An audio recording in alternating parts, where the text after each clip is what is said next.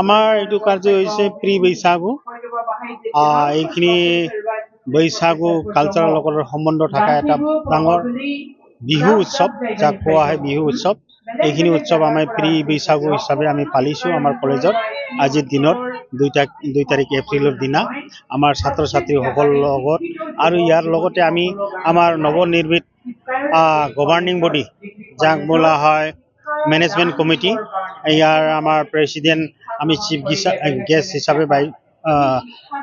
বাইদেউক মাতিছোঁ প্ৰেচিডেণ্ট আমাৰ গভাৰ্ণিং বডি প্ৰেচিডেণ্ট হ'ল মাননীয় মুনমুন ব্ৰহ্ম বাইদেউ EM BTC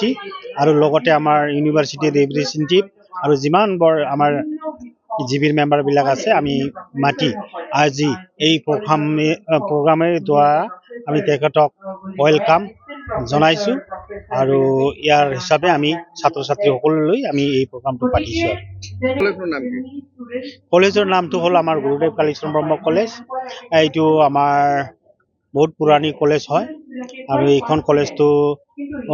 1999 চনৰ 17 আগষ্টৰ দিনা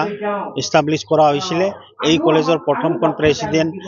স্বৰ্গীয় বাতেন্দ্ৰনাথ ব্ৰহ্ম এটা শিক্ষাবিদ এই অঞ্চলত তেখেতে এটা শিক্ষাৰ মানে ভাল চিন্তাধাৰা আৰু হায়াৰ ষ্টাডিজৰ কাৰণে ভাল চিন্তাধাৰা কৰাত এজনেই মানুহ আছিল এই অঞ্চলত ভিতৰুৱা অঞ্চলত তেখেতে এই কলেজখন স্থাপনা কৰিছে আৰু তেখেতৰ